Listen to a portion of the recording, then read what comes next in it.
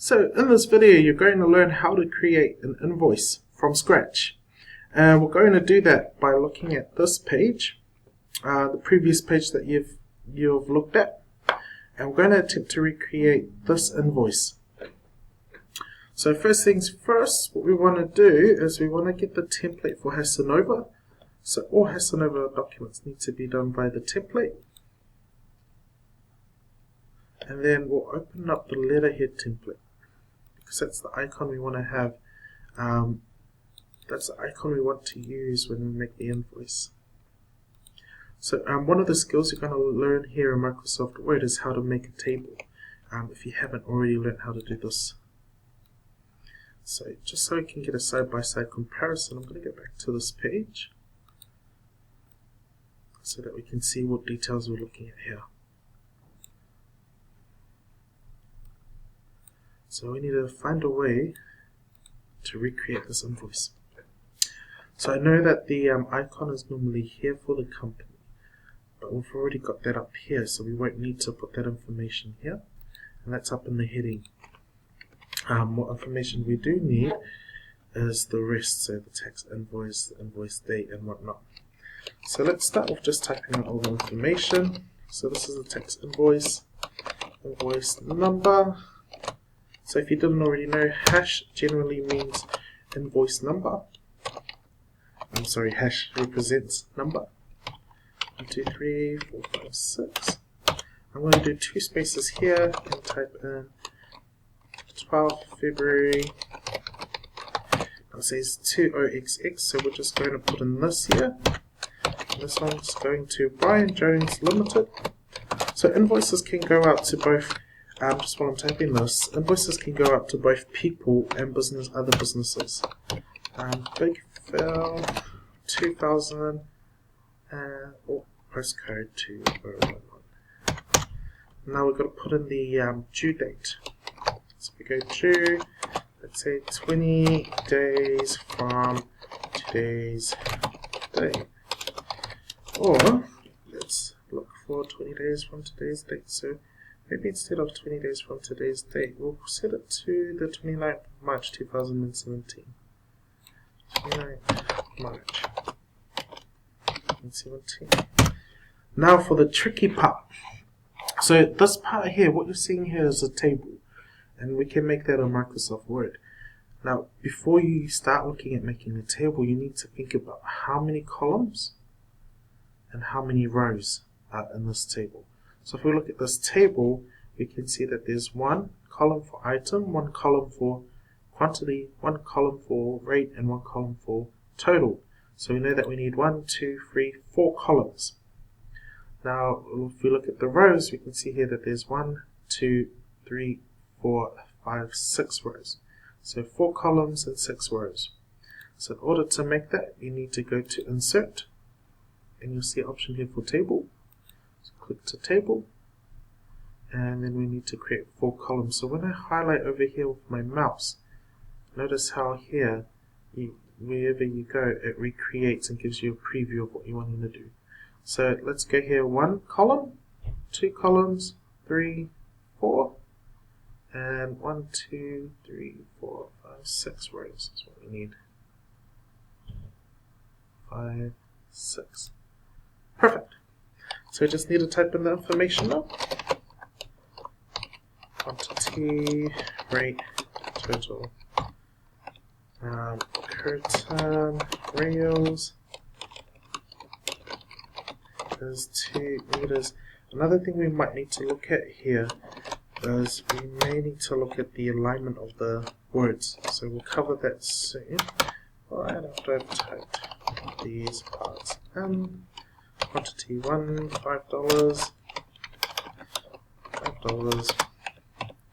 and then there's a subtotal. So $65, and GST is included here at 15%. So GST stands for Goods and Services Tax, so that's something that we all pay.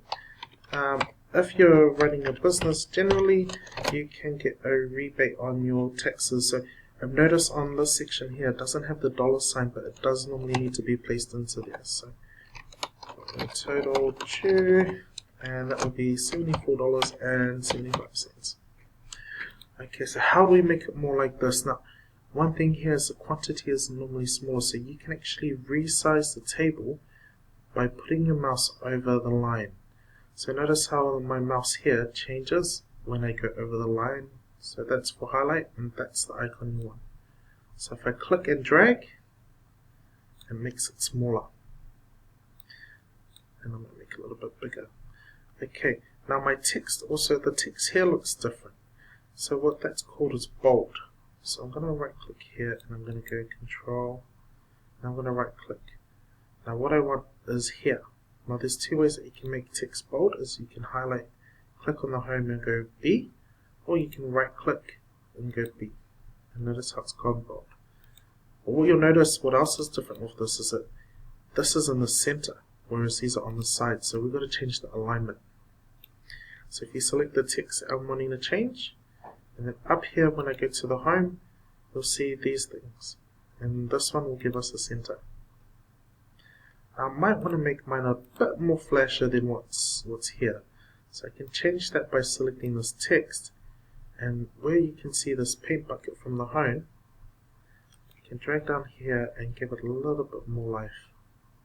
So let's give it maybe grey.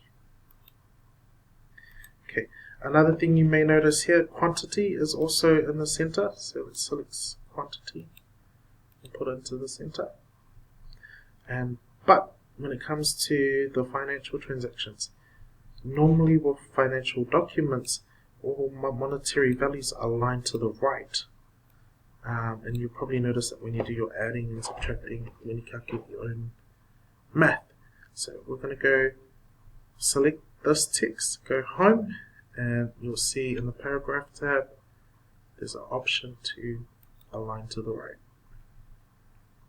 And we're going to do that here as well. I'm going to align that to the right. Now if you look at this invoice quantity, so rate meaning $20 per unit, and there's 3, so 3 times 20 equals 60, and that's what that part means. Our subtotals also here, so we're going to make that bold, and as you can see in here, there is a coloration here. So I would right click, and you'll see that there's a box here to make a color. I'm going to make mine like that. There you go. Now, it kind of bothers me having this box here. So what I'm going to do is I'm going to select it, and I can also change the borders. I can do that by clicking and selecting the area and choosing borders and shading. Now this is optional. You don't need to do this part. But if I click here and click here, it removes the lines from the selected part. So that's going to remove that line and that line. But I also want to get rid of this line. So I'm going to click here. And then I want to get rid of all the lines in the center. So I'm going to click here. Lastly, I'm going to get rid of that line. So I'll click here. Okay. I've just realized I do need the line here. So I'm going to put that line back here. So let's see what happens. So the table is still there. So if you select it, you can see that the table is still there. But with no border, it gives the illusion that the invoice looks like that. I think the rate could look a little bit better by moving it here, giving it a cleaner look, and maybe even the total. And then we can center the invoice. The last part we need to put in is payment options. Okay, check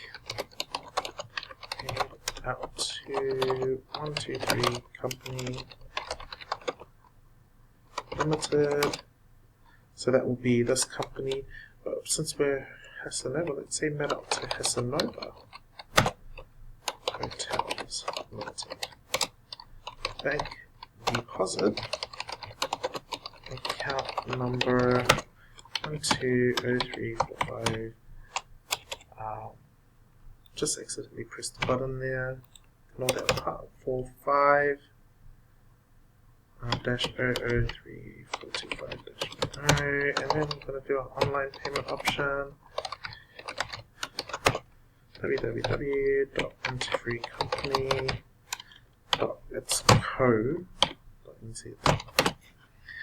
Okay, so let's see what this looks like overall.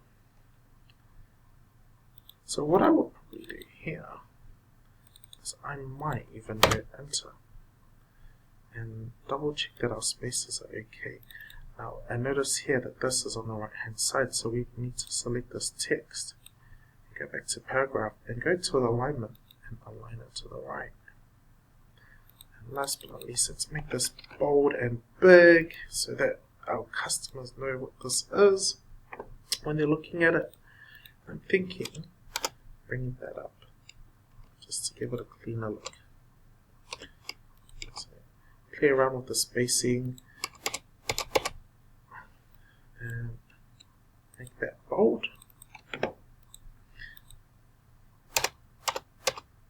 And there we go. We have our text invoice. And that's how you make a text invoice from scratch.